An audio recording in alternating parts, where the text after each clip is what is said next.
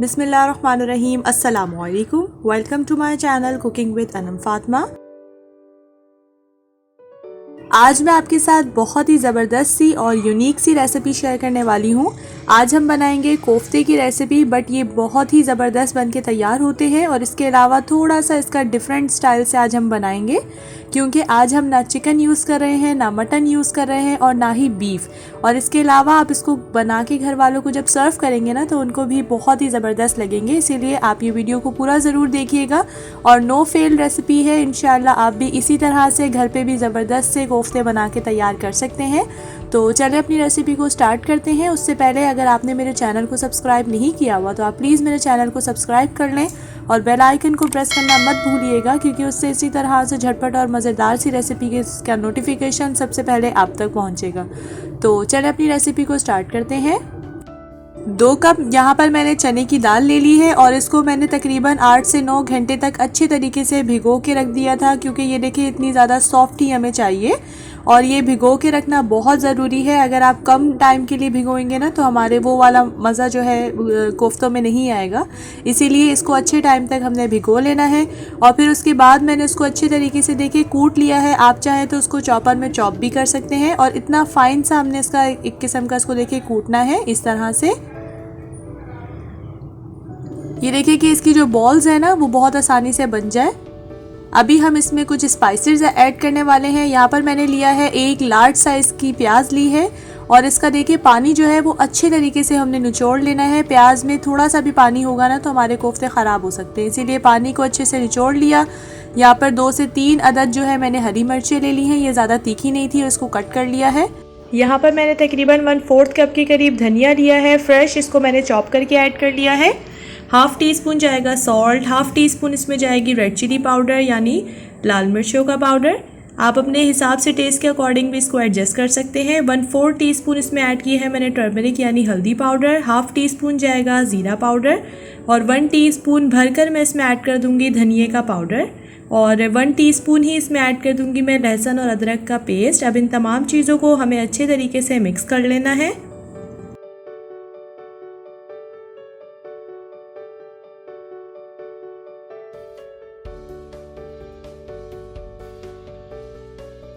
अब मैं इसको हाथ की मदद से देखिए इस तरह से प्रेस कर करके अच्छे से इसको मैं मिक्स कर लूँगी, क्योंकि तमाम चीज़ें जो है वो हमें आपस में अच्छे से मिलानी है। इस तरह से इसको तकरीबन 3 से 4 मिनट तक के लिए मैंने इसको अच्छे से मिक्स कर लेना है, क्योंकि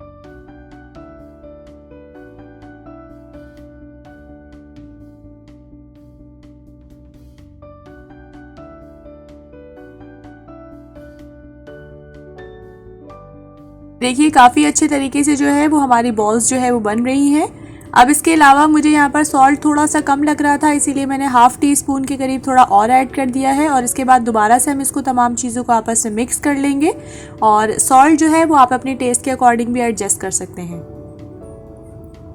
इसके अलावा मैं तकरीबन यहाँ पर 2 to 3 टेबल स्पून जो है वो ऐड कर रही हूँ मैदा। मैदे से ये होगा कि हमारे जो कोफ्ते हैं ना वो बिल्कुल भी नहीं टूटेंगे। मैदा हमने इसीलिए ऐड किया है क्योंकि वो इसको बाइंडिंग में काम देगा और ये बिल्कुल भी नहीं टूटेंगे 100%। इसके अलावा देखिए मैंने इसमें छोटे छोटे जो इसके हैं कोफ्ते बना लिए हैं और इसको मैं तकरीबन 10 से 15 मिनट तक के लिए फ्रिज में रख दूँगी रेस्ट के लिए, ताकि ये अच्छे तरीके से सेट हो जाए। फिर उसके बाद मैं इसको फ्राई करके दिखाऊँगी।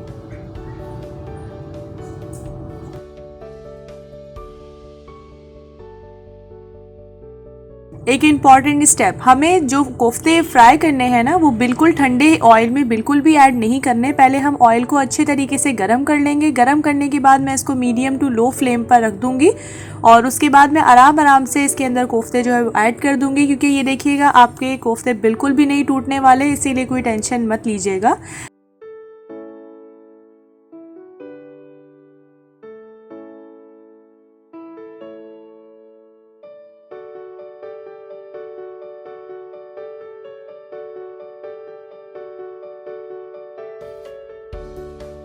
अब मैं इसे तकरीबन 3 से 4 मिनट तक के लिए एक साइड से अच्छे तरीके से कुक कर लूँगी। उससे पहले मैंने इसको टच नहीं करना। और देखिए अच्छे से कुक हो चुके हैं, तो उसको आराम से हमने इसकी जो है साइड को चेंज कर लेना है। किसी भी फोक की मदद से आप या स्पून ले लीजिएगा, उसकी मदद से आप इसको हल्का सा जो है इसकी साइड को चेंज कर दीजिएगा। और दूसरी साइड को भी हम 3 से 4 मिनट तक के लिए कुक कर लेंगे मीडियम टू लो फ्लेम पर।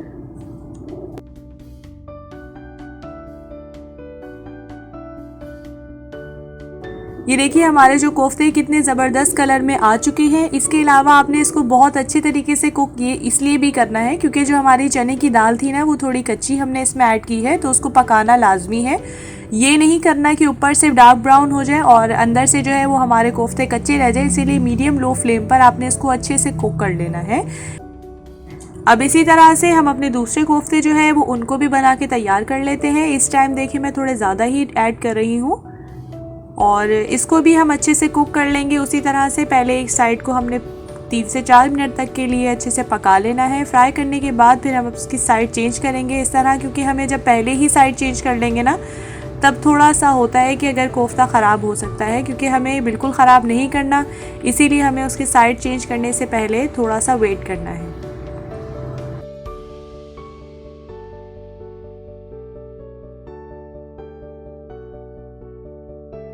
कोफ्ते तो हमारे फ्राई हो चुके हैं। अब यहाँ पर मैं थोड़ी सी ग्रेवी जो है वो बना लेती हूँ और उसके लिए मुझे चाहिए होगा 1 कप के करीब ऑयल, क्योंकि हम चने के कोफ्ते बना रहे हैं इसीलिए हमें ऑयल जो है वो थोड़े ज़्यादा ही चाहिए।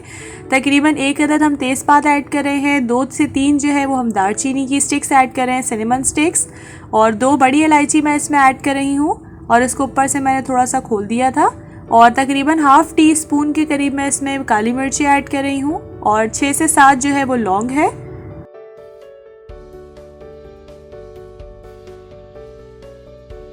अब इसमें हम ऐड कर देंगे तकरीबन ज़ीरा 1 टीस्पून के करीब। अब इसको मैं थोड़ा सा कुक कर लूँगी, उतना जब तक इसकी खुशबू नहीं आ जाती ना। तकरीबन 1 से 2 मिनट तक के लिए हम लोगों ने इसको अच्छे से कुक कर लेना है, ताकि तमाम मसाले जो है ना उनकी अच्छे से खुशबू भी आ जाए और उसके अलावा इनका जो टेस्ट है ना वो भी हमारे ऑयल में आ जाए। तो मीडियम टू लो फ्लेम पर इसको कुक कर लेना है। ज़्यादा कुक मत करिएगा, ज़ीरा ख़राब नहीं हो जाए, मतलब जल ना जाए, ये देख लीजिएगा। उसके बाद मैं इसमें तकरीबन ऐड कर दूँगी प्याज। मैंने ली है 2 से 3 मीडियम साइज़ की प्याज हैं ये, और उसको मैंने थोड़ा मोटा मोटा ही कट कर लिया था और इस तरह से मैंने इसमें ऐड करके जस्ट इसको हम मिक्स कर लेंगे। इसको हमने डार्क ब्राउन नहीं करना, इसको जस्ट हमने इतना मिक्स करना है कि जो हमारी प्याज है ना वो सॉफ्ट हो जाए।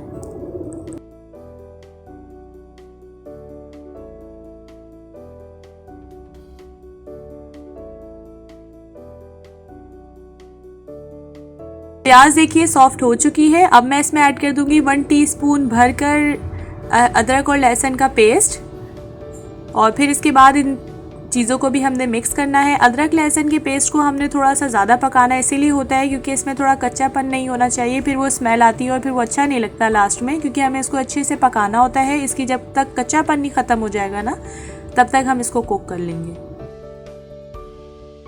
इसमें मैं 4 से 5 जो है वो हरी मिर्ची ऐड कर दूंगी। ये ज़्यादा तीखी वाली नहीं है इसीलिए मैंने 4 से 5 ऐड की हैं, बीच में से कट करके मैं इसमें ऐड कर दूंगी। इसको भी हम अच्छे से मिक्स कर लेंगे 1 से 2 मिनट तक।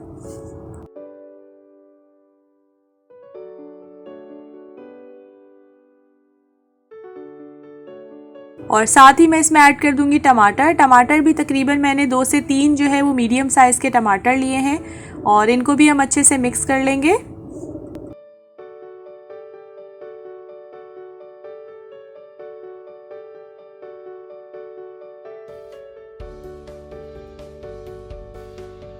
अब टाइम है इसमें स्पाइसेस ऐड करने का। तो सबसे पहले हम इसमें ऐड कर देंगे सॉल्ट। 1 टीस्पून मैंने सॉल्ट ऐड किया है, आप अपने टेस्ट के अकॉर्डिंग इसको एडजस्ट कर लीजिएगा।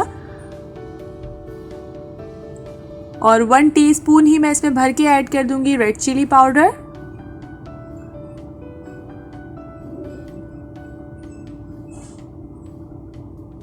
½ टीस्पून जाएगा हल्दी पाउडर यानी टर्मरिक पाउडर। अब इन तमाम मसालों को हमने इसमें पहले मिक्स करके इसको अच्छे से कुक कर लेना है। 1 से 2 मिनट तक के लिए हमने मसालों को कुक करना है इसमें।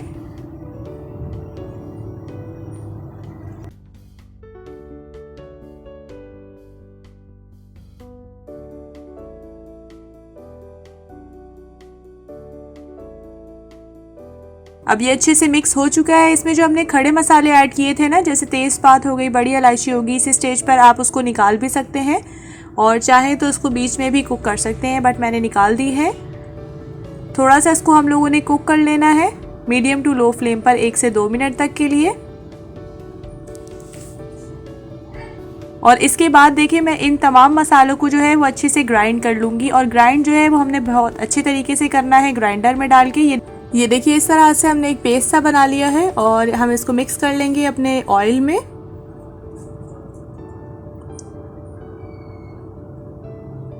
और जो ग्राइंडर में थोड़ा पेस्ट बचा है ना, उसमें थोड़ा सा पानी ऐड करके वो भी मैं इसमें मिक्स कर लूँगी।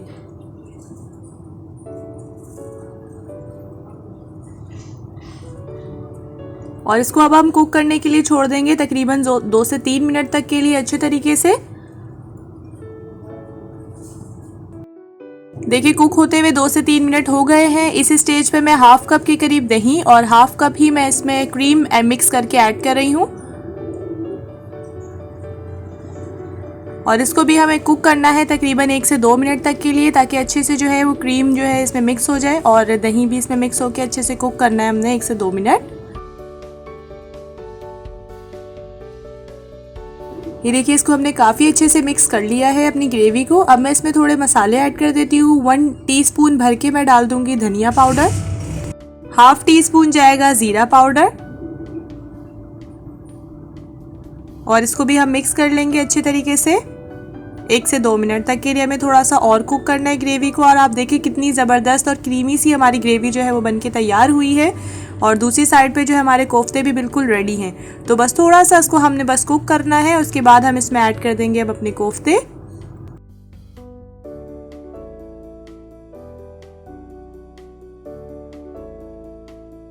साथ ही मैं इसमें ऐड कर दूंगी 1 टीस्पून भर के खुश्क धनिया। ये कुटा हुआ धनिया है, थोड़ा क्रश करके मैं इसमें ऐड कर रही हूँ। और अब हम इसको इतना पकाएंगे कि हमारा जो मसाला है ना उसमें से ऑयल फ्री हो जाए, यानी सेपरेट हो जाए।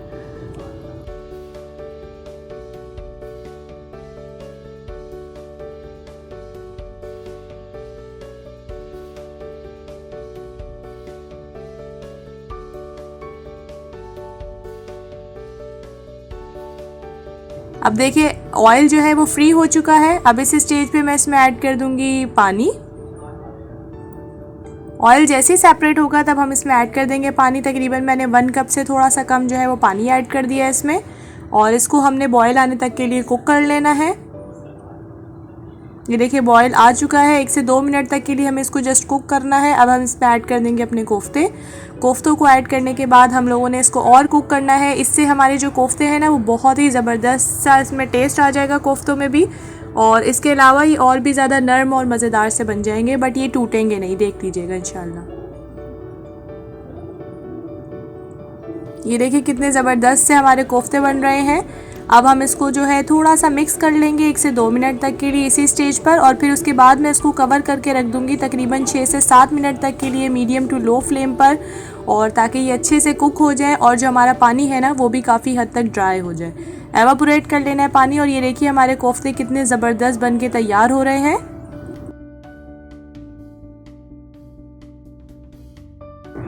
ये आपके टेस्ट पे डिपेंड है, आपको जितनी ग्रेवी चाहिए बस आप इसको उतना ही कुक कर लीजिएगा। और ये देखें हमारा कितना ज़बरदस्त सा चने की दाल का कोफ्ता जो है बन के तैयार है। आप इसको ज़रूर ट्राई कीजिएगा और आप चेक करें इसकी ग्रेवी कितनी ज़बरदस्त बन के तैयार हुई है। और ये उतनी ही मसालेदार और फ्लेवरफुल भी बनेगी इंशाल्लाह। और आप इसको ज़रूर ट्राई कीजिएगा। अब मैं इसमें थोड़ी सी ऐड कर दूँगी, मैंने यहाँ पर ऐड की है हरी मिर्चें, थोड़ा सा मैंने लंबाई में कट कर लिया था। और 1 टीस्पून मैं इसके फ्लेवर को और भी इन्हेंस करने के लिए लेमन जूस ऐड कर रही हूँ 1 टीस्पून।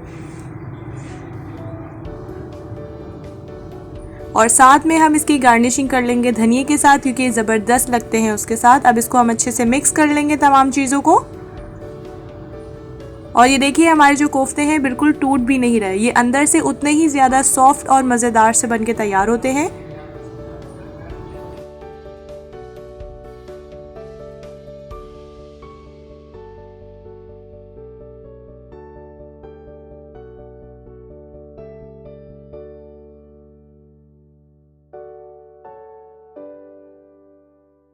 जी तो हमारी आज की मज़ेदार सी रेसिपी बनके बिल्कुल तैयार है। चने की दाल के आज हमने कोफ्ते बनाए हैं। आप इसको ज़रूर ट्राई कीजिएगा और सर्व कीजिएगा अपनी फैमिली मेम्बर्स को, क्योंकि ये इतने ज़बरदस्त बनके तैयार होते हैं कि कोई पहचान नहीं सकेगा कि ये चने की दाल के कोफ्ते हैं।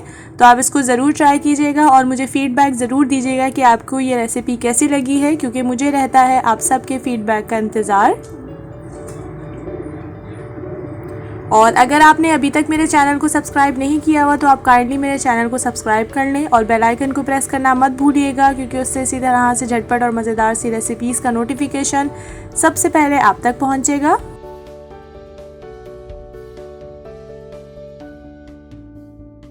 और अगर आपको आज की मेरी रेसिपी पसंद आई हो तो आप इसको लाइक और शेयर अपनी फ्रेंड्स एंड फैमिली के साथ ज़रूर कर दीजिएगा और मुझे रखिएगा अपनी दुआओं में याद। हम मिलेंगे इंशाल्लाह नेक्स्ट वीडियो में एक नई और ज़बरदस्त सी इसी तरह सी रेसिपी के साथ। तब तक के लिए अपना बहुत ज़्यादा ख्याल रखिएगा। अल्लाह हाफ़िज़।